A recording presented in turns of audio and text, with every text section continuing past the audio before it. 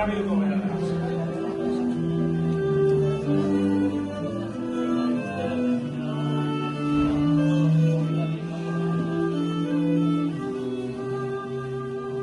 Egun baten, Teseok bere destinoari aurrez aurre begiratu behar izan zion. 7 urtetik behin, bere herritarrak kondenatuak ziren laberintoan barne sartu eta simple, dobla, laberintoan barrena sartzen, galtzen, nun eta piztiaren dena kiskaltzen, jaten, erretzen zuen Minotauroaren bazka izateko destinua edo patu. Baina Teseok bazeukan zerbait. Bazeukan tresna bat handik bizirik ateratzeko itxaropena zuen. Ariadnak jositako soka.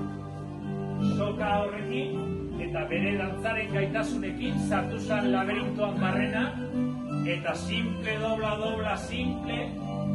barrunbe horietan galdurik gabe iritsi zen erdigunera, ezpata eskuan, dantza oinetan, Minotauroa sorgindu, dantzarekin liluratu eta despistatu zenean ezpatarekin hiltzuen. Soka askatu gabe, laberintotik irtetzeko bideari ekin zion. Kanpoan zeukan, Ariadna sokaren beste muturra eutsiz eta bere dantzarekin jarraitu zuen. Simple kontrapasa, dobla, simple, dobla, elkarrekin eskutik helduta badaude, ez gara galduko.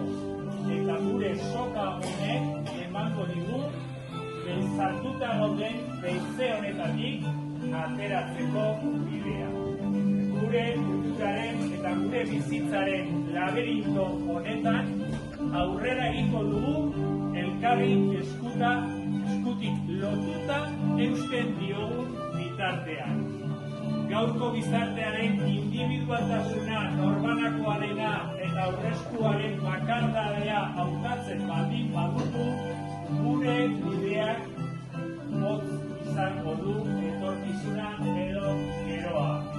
Minotauroaren ahotan bukatuko dira gure egunak.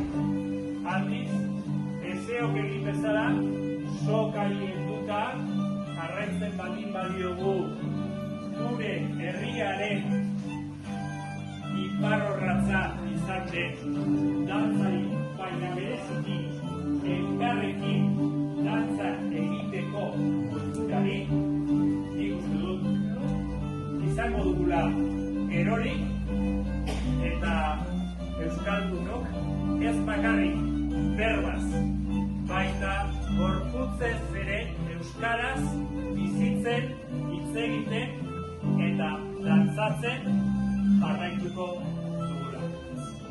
Eskerrik asko, Goienar.